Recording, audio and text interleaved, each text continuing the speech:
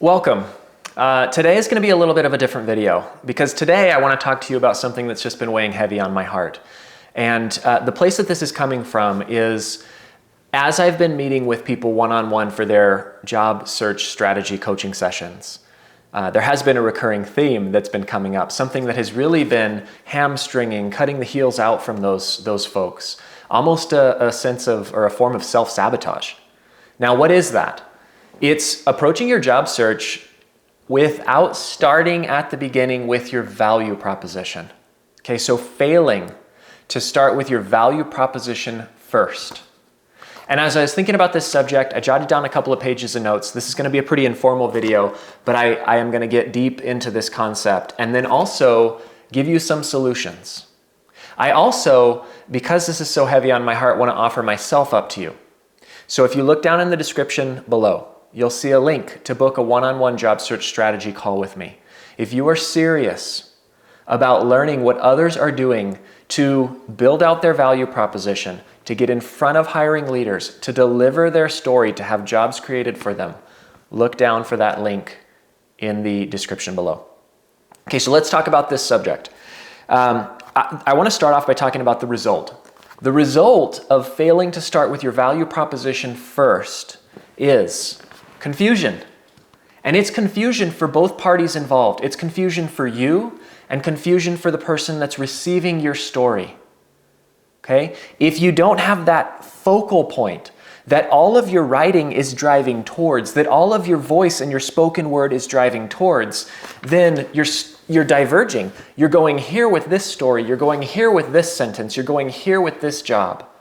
And it is felt in the interview process. The other thing that you're doing, you're working against yourself. You're pushing uphill. When you have that target in mind, that value prop in mind, and then you pick up your resume to start writing, it is so much easier. The actual work and the burden will be easier when you have that target. Otherwise, you're pushing uphill. That boulder is going to roll right back over you. Okay? Another thing that you're doing is you're making yourself very difficult to understand. In the interview process, the easier that it is to understand you, the value, your approach, what the organization is ultimately going to yield from bringing you on into role, that is what makes it easy for them to hire you.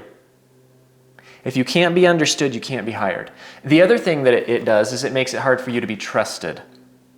I personally have left interviews feeling like the person that was speaking to me at the other end of the table, I couldn't trust them, that I didn't believe them.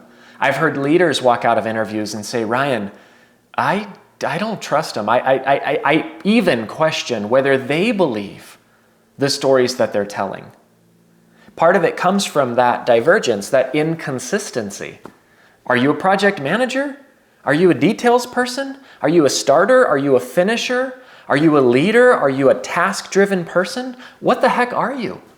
If you can't be understood for that, for whatever it is that you're bringing as your primary value prop, again, you're not going to get hired. You're not going to get the job.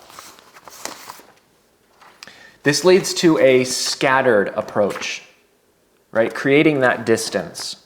It leads to you hopping in one frame of mind into your resume and starting to draft the words, right? Maybe you write your profile today, but 2 years later, you write this work experience, and then 2 years later, you write this all of these different places that you were at in your mind, and it seems and feels disjointed. So you have got to get yourself centered, and then approach the resume, and then approach the LinkedIn profile to say, okay, who am I? If you think about LinkedIn SEO, search engine optimization, what recruiters are doing is they're jumping in there and they're putting very definitive keywords. Well, if that's not the story, the consistent, recurring story of your profile, you're not going to show up high in the search. Okay? You've got to wait to put the pen to the paper until you have your mind positioned and centered around, okay, this is my objective. This is my value proposition. Sometimes it can actually feel like when you read a resume that's been written in this disjointed way, it can feel like it was written by multiple different authors. Honestly, sometimes they were written by multiple different authors. If you're paying somebody to write your resume, you better put it back into your voice. Because it's apparent when somebody else tried to voice it for you. Okay? You have got to show up on paper the way that then you'll show up in front of somebody in person, and the connecting threads are weaved throughout that whole conversation. Okay? Ultimately, when you don't have that objective in mind and everything is not written in that same mental mindset, you lose your brand.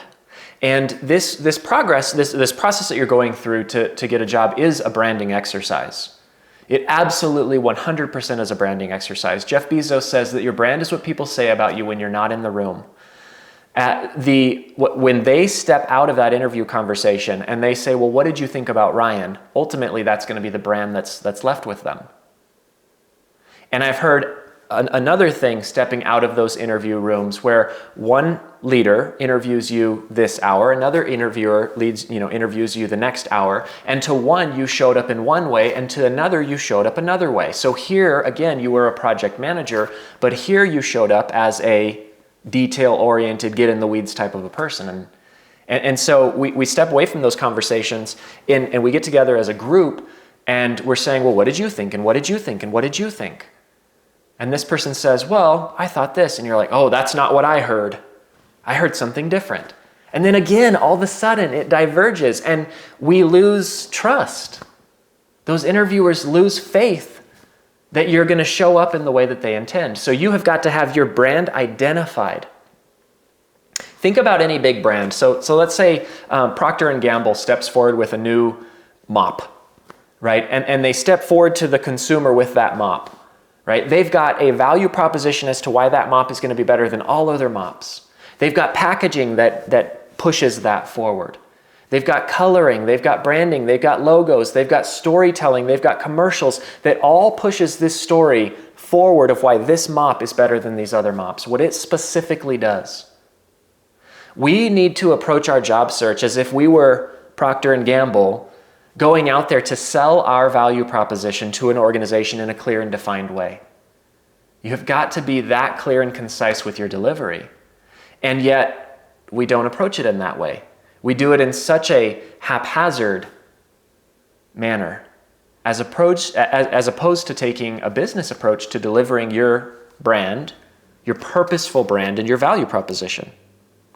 The other thing I want to point out is your brand is different to every single person because every single person has different lines of sight to you. Okay, so if you're stepping in front of somebody who's never met you before, they might have your resume. That's one line of sight. They might have looked at your LinkedIn profile. That's a second one. And then they've got everything that they can take from that conversation. You might have another person who you previously worked with, and they've got that basis plus all of the other things to build out your brand perception. Okay? If all of those things are not easy to understand and consistent to that one individual, your brand is just going to be scattered. When you are not easily understood, you are much, much less likely to actually get the job that you're going for. All right, so now you know that there's an issue if you're not building out that value proposition first. So how do you build out a value proposition first? Let's talk about what to do. I want to solution a little bit with you. The first thing that you're going to do is identify your strengths. Your strengths are the activities that fuel and engage you. The things that when you're doing them, they make you feel strong, fueled, right? You're gaining energy. You drive towards these things at the beginning of your day. Now, why would you want to identify those? Because I want you to make a commitment to yourself that you are going to be fueled and engaged by the work that you do. This is how you have balance in your life. This is how you have sustainability in the job that you do. You find those things, those activities that while you're doing them, they light you up. And then you put yourself forward with those at the forefront. Okay? I made a commitment to myself about 3 years ago that I was going to understand for myself what fueled and engaged me. And it came from walking through this front door. Walking through this door to my daughter. We had just built this house with tile on the floor. My 3-year-old daughter, at the time she was 3, would say to me, "Daddy, be my horsey." And she would light up, "Daddy, be my horsey." She meant get down on my hands and knees after I had worked all day so that she could jump on my back and I would crawl around on the tile floor. And I tell you what, there were times, I admit this with a broken heart, there were times that all I could do was lay down on the floor and say, "Olivia, can I be your snake today? Would you please just walk on my back?" And even talking about it right now, it breaks my heart because at the time I wasn't engaged in the work that would fuel and engage me. So I would get home on an empty tank. And that's not my commitment to my family and to my kids. Okay, so now with Daniel at 3 and Olivia at 6, I've totally changed the way that I approach work. I started a company, the Job Hackers Network. I built a program, the Job Hackers Method. I help people identify their strengths, their stories, their value proposition to sell themselves forward, to get to the table consistently with hiring leaders and deliver. If you want to book a conversation, look in that description down below and I can talk to you about what other people are gaining from this method, from this approach, how it could work with your job search strategy. And the reason why I talk about that is because I'm committed to you coming home to your Olivia and being able to say, "Yes, get on my back. Today I can be your horsey." Because you're doing work that you love. Okay? That's why I do what I do. So you identify your strengths. They fuel and engage you. Then you identify your stories, the times when you delivered impact. When you were the power player, you delivered a result. But double check it to make sure that in the delivery of that result, you were in your strengths lane. So that you want to put forward work that you want to do again. Okay? And then you turn your stories into your value proposition. I am this, and I do this. I bring this. My strengths in this have brought to the organizations I've served this result. And then you tell a story, right? So that might be the delivery of your value proposition. If you want to look through a template for delivering that value proposition, I've got it in 2 places, in 2 other videos. I'll put the cards for them here on the screen, and then I'll also talk to you about those videos at the very end of this conversation. One is how to write a professional resume.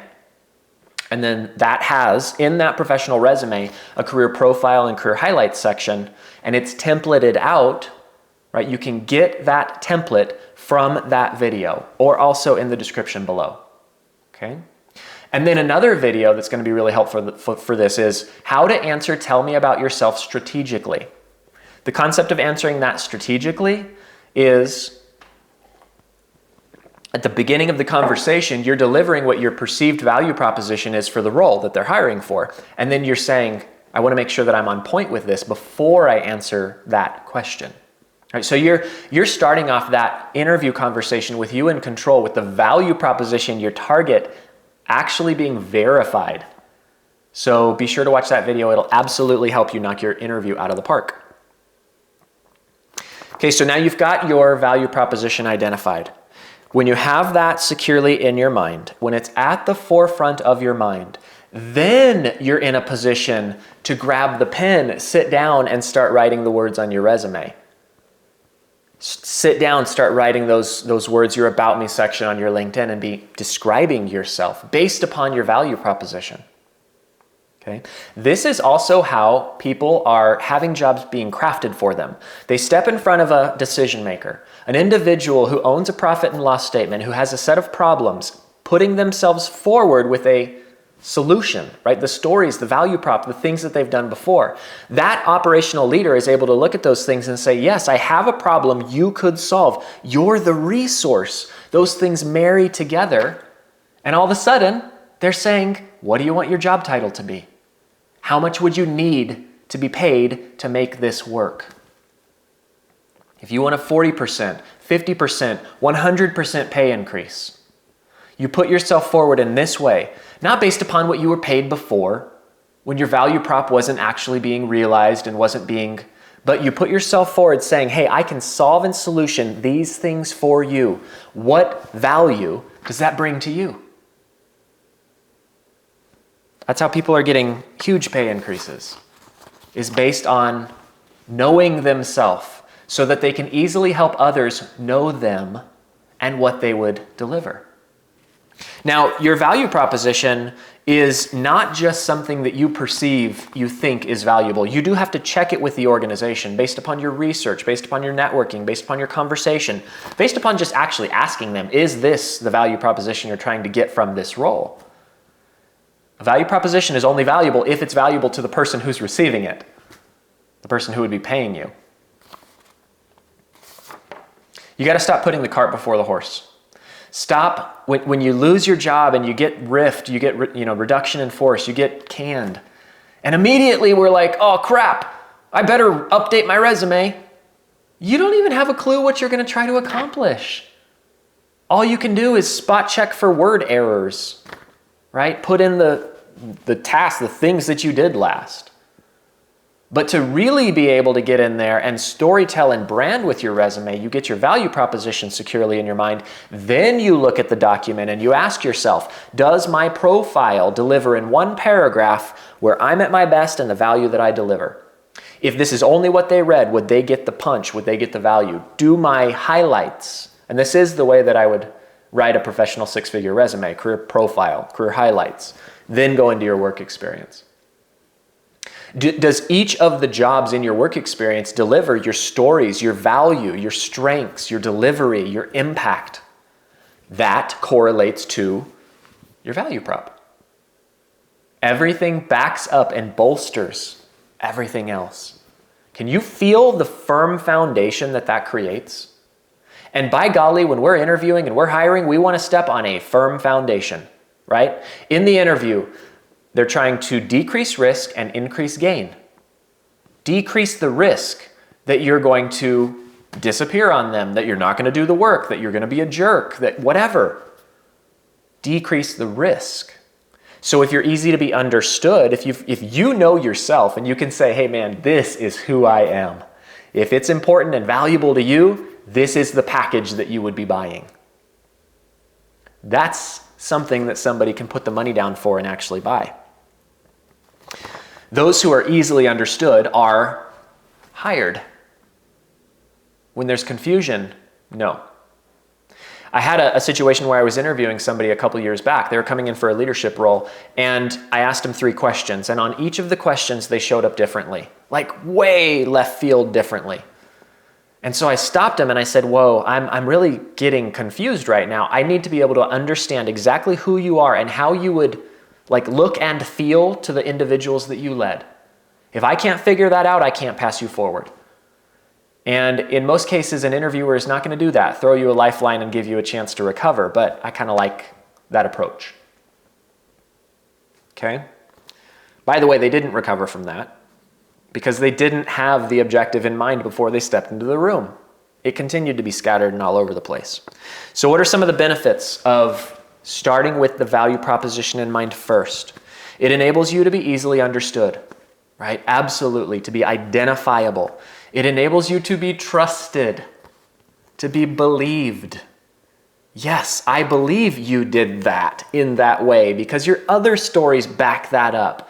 Your profile is consistent towards that work. So yes, absolutely, and I trust you could do it again. It lowers the risk to hire you, making it an easier decision, making it a quicker decision, higher pay, right? If there's more risk, pay goes down. It also makes it easier for you to change industries. This is an important one because there's a lot of you out there that are saying, I'm not loving what I'm doing. Or whatever it is. There's fluctuations in the oil and gas industry. There's fluctuations in the travel industry. There's fluctuations in many industries. There's fluctuation in shipping. And so you're saying, I got to get to more stable ground. Okay, here's what I want you to understand. There is work that you are doing that is transferable and is not dependent upon industry. If you are a project manager in the oil and gas industry, you are managing stakeholders, communications. You're managing resources. Transition over to any other industry, and you're going to be doing the same type of core work. Your ability to do that work remains the same. That is a transferable skill set. Okay, that's the way I want you to think about the work that you're doing. and your value proposition that you bring, and be confident and know the biggest impediment to you changing industries is you. It's you.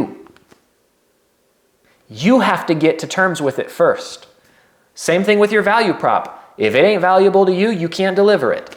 If you don't truly believe that that's what you can and want and did do, you got to believe it first.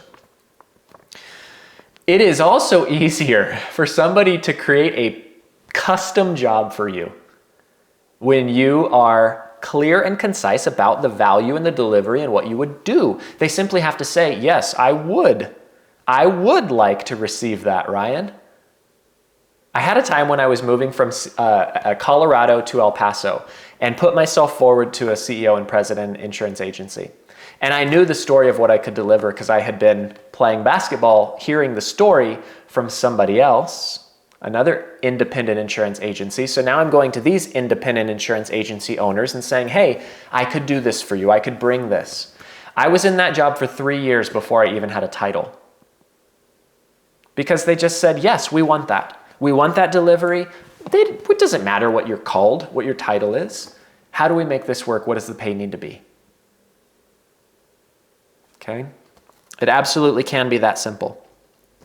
The other thing that it makes it easy to have and to be done for you is for your network to pass you on.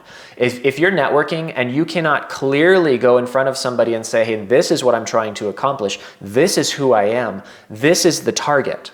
These are the words. If you can't do that for them, it makes it very difficult for them to pass your name forward. They're going to be vouching for you. They're going to be putting their name on the line for you. And so they need to be really clear about who you are and what you would bring to the table within their network. Okay, super important. We make the mistake of saying, oh yeah, I'm networking. Okay, what does that look like? How are you equipping that person to sell you forward? Well, I'm meeting with them. They know I'm on the job hunt. They know I want something in the, let's stick with the oil and gas industry, and that I'm an engineer. What? That's what they know? And you expect them to then go to their boss and say, you need to take a look at this guy? No, you wouldn't do it either, right? Okay. Those are the main core components. I want to talk to you as an individual about these things directly. I want to strategize with you about your job search. Again, look down in the description below, grab that link to book a one-on-one job search strategy call with me. And I'll give you the tips specific to you. We can talk through this. Also on the screen here, I'll put up the 2 videos I had mentioned, how to write a professional resume and how to answer Tell Me About Yourself strategically. And I absolutely look forward to seeing you in the next conversation.